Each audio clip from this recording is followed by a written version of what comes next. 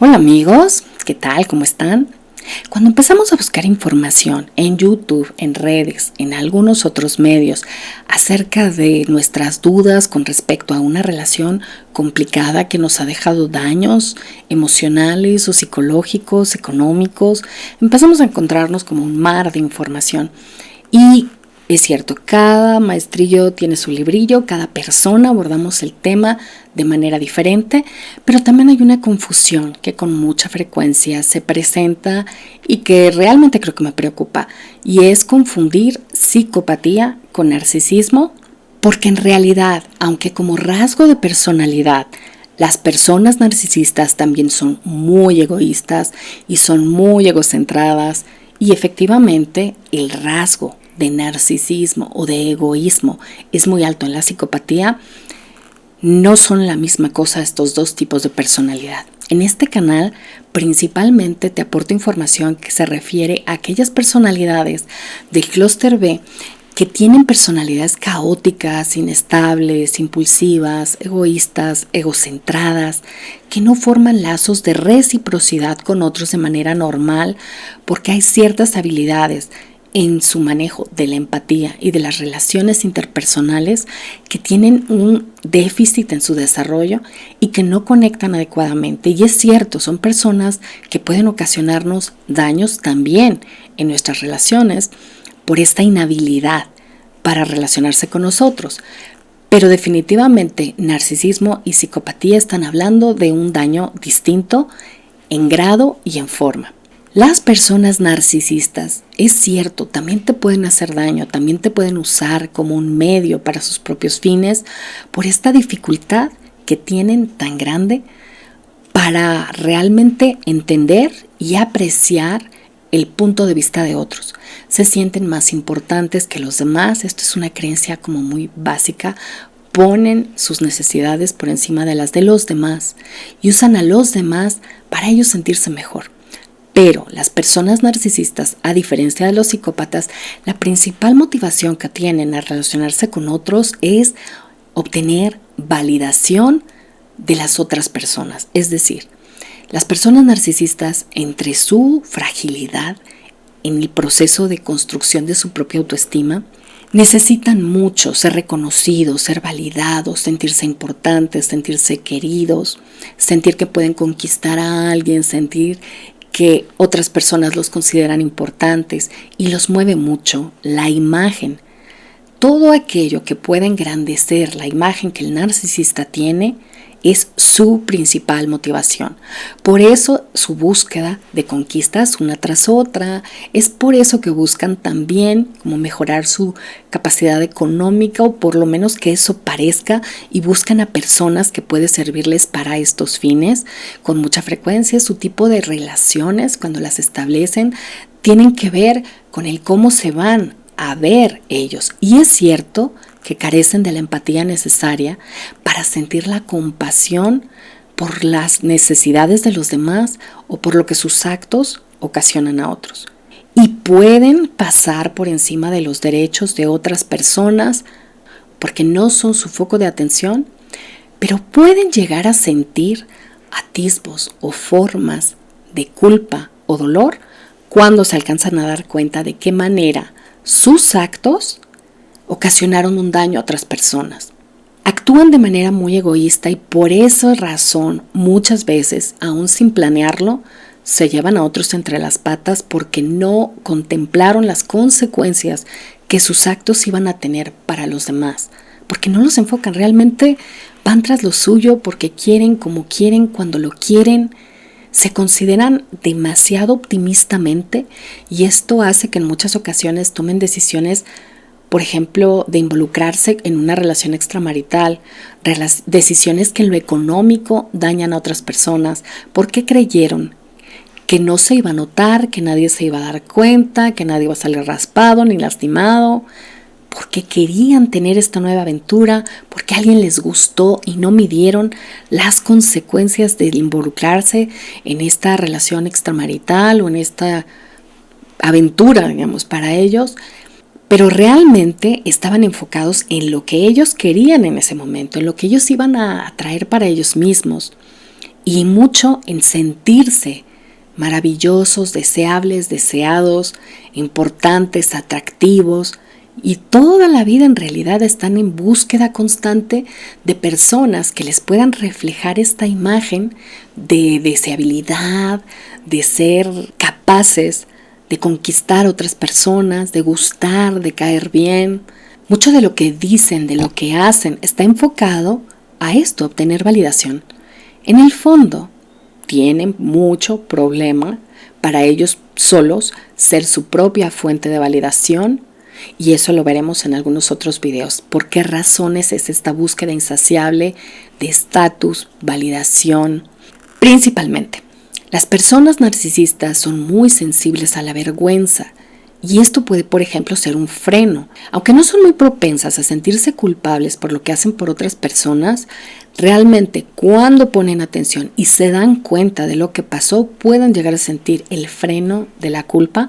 Y también hay otra cosa que puede frenarlos de hacerles daño a otras personas, y es cuando se dan cuenta que ellos mismos pueden verse mal, que esto es algo que es inaceptable socialmente y que su reputación o su imagen va a sufrir cuando otras personas se alcancen a dar cuenta del daño que están ocasionando o del acto que están perpetrando, de lo que dijeron o hicieron. Las personas narcisistas en ese sentido para dañar a otros tienen un poco más de freno porque les funciona un poco la culpa y un mucho la vergüenza. Cualquier cosa que pueda a ellos dañarles la imagen es capaz no de hacer un cambio de conciencia, no de hacer un cambio en su capacidad de ser compasivos, altruistas y preocupados por otros, pero sí un freno a esa conducta que a ellos les traería consecuencias. Y cuando pueden ver este efecto, es posible que hay ciertas cosas que no hagan por no dañar a otros. El objetivo principal del narcisista es beneficiarse o evitar consecuencias negativas de algún tipo, ¿no? Evitar las consecuencias de sus actos, por eso mienten constantemente, engañan, manipulan, porque quieren evitar o ser mal vistos o evitar consecuencias negativas para ellos. Sus motivaciones son muy egoístas, son muy egocentrados, pero en realidad no tienen como fin dañar a otras personas. El narcisista puede modificar su conducta cuando sabe que tuvo una consecuencia negativa. Quizás más impulsivo que otros perfiles de personalidad, pero al final tiene posibilidad de aprender de la experiencia. Las personas narcisistas causan daño a otros en este afán de tanta búsqueda de validación, de tanta búsqueda de aprobación y de imagen. En muchos sentidos, no conectan empáticamente con otros, y es cierto, las relaciones con ellos son muy difíciles, pero las personas psicópatas son mucho más peligrosas porque tienen características específicas que los vuelven no solo personas, digamos, tóxicas para otros, son personalidades peligrosas para otros. Las personas psicópatas tienen un afán de dominio, de control, de poder sobre los demás. Y en este sentido es cierto, su motivación es egoísta y es egocentrada, pero a la persona psicópata su principal motivación es el poder per se. Le detiene bastante poco y no le preocupa la imagen que los demás puedan tener, a no ser que esta imagen pueda ser algo que ellos pueden manipular para lograr algún objetivo de largo plazo. Pero no porque a ellos realmente les preocupe de qué manera los ven otras personas, qué imagen tienen de ellos. En este sentido, el freno de la vergüenza con una persona psicópata no funciona. Cuando el psicópata percibe que los demás empiezan a tener una imagen negativa de él, empiezan a tener una opinión desfavorable, esto no es algo que lo motive a tratar de corregir esa imagen. Puede emplear más medios coercitivos, más castigo, más miedo, más chantaje, porque no le importa cómo lo ven, le importa el control y el poder y el dominio que pueda tener sobre un grupo de personas o sobre una relación en particular. Pero no lo detendría en este sentido ya la vergüenza. El psicópata no es una persona que puede aprender de sus errores. En esta impulsividad tan grande que caracteriza a los psicópatas, les pueden pasar las mismas cosas una y otra vez sin que ellos tengan la capacidad que se llama de sensibilidad al castigo. Sensibilidad al castigo es un rasgo biológico, temperamental, que es muy consistente a lo largo de la vida de una persona. Cuando las personas son capaces de aprender de aquellas cosas que han traído consecuencias negativas en su vida, se dice que tienen una buena sensibilidad al castigo. No al castigo que nadie les pone, sino, digamos, aquellas consecuencias negativas que nos trajo en algún momento alguna decisión que tomamos o algún acto que hicimos y que queremos evitar que nos vuelva a pasar.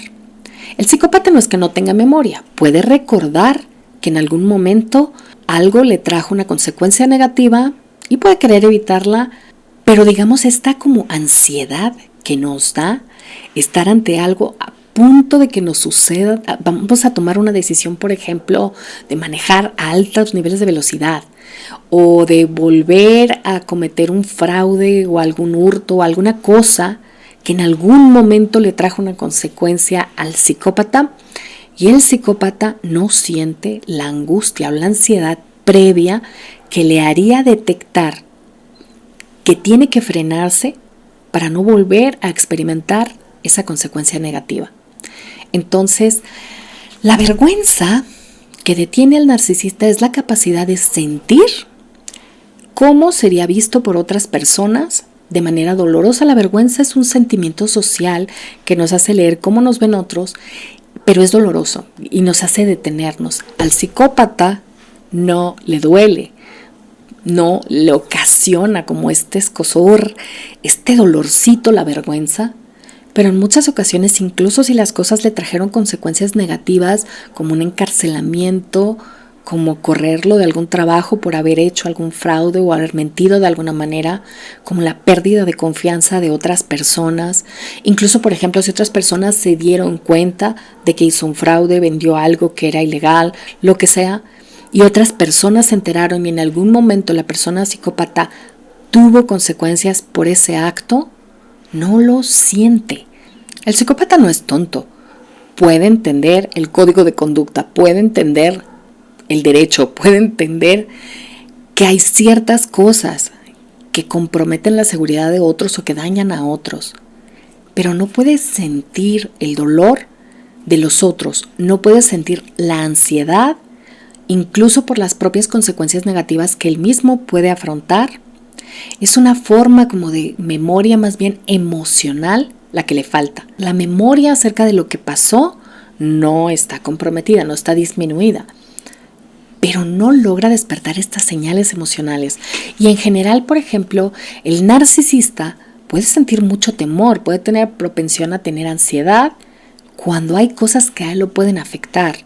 Pero la persona psicópata tiene una hiposensibilidad en general, no sienten mucho, no sienten ansiedad, no sienten el miedo por cosas que otras personas realmente saben que podrían ser peligrosas, que los ponen en riesgo, y hay muchos tipos de conductas que las personas psicópatas hacen que incluso los ponen en riesgo a ellos y no tienen el freno ni de la ansiedad ni del miedo. El psicópata en general siente poco, en todos los sentidos. No le importa la imagen que tengan los demás de él, no le importa conectar con otras personas, no tiene esa motivación y en general siente poco el dolor, no siente vergüenza, no siente culpa, pero hay algo que siente mucho. La persona psicópata es muy competitiva, es muy dominada por la búsqueda de poder, la búsqueda de estimulación, la búsqueda de emociones intensas, como al borde. Y todas estas cosas pueden llevarlo a buscar actividades que pueden ser peligrosas, riesgosas, en inversiones, en relaciones, en ocupaciones, en un montón de cosas que a otra persona se detendría porque sabe que puede ponerse en peligro, poner en peligro a otras personas.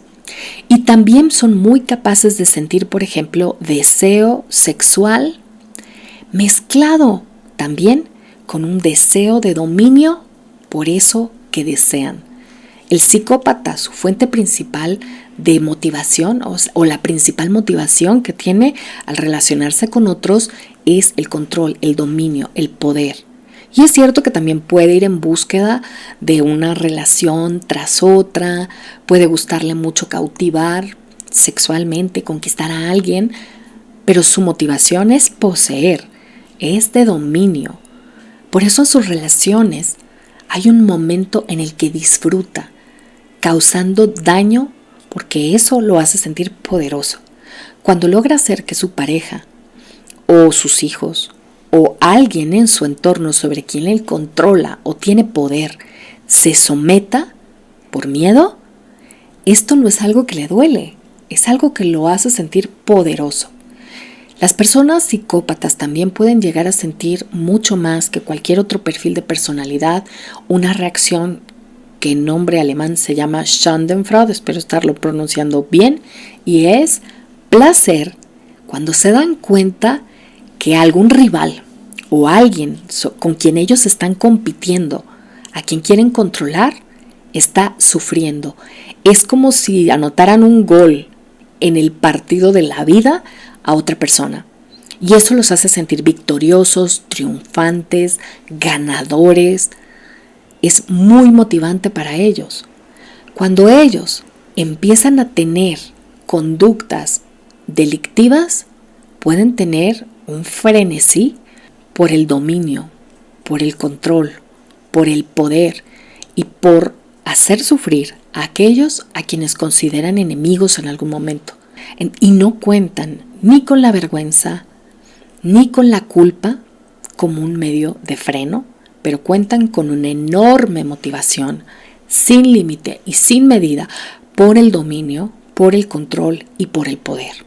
En realidad, las personas psicópatas que tienen este tipo de motivación son muy peligrosas para otras personas porque el límite al que pueden llegar en el afán del control y el poder es el límite que pueda tener la sociedad para imponerles consecuencias.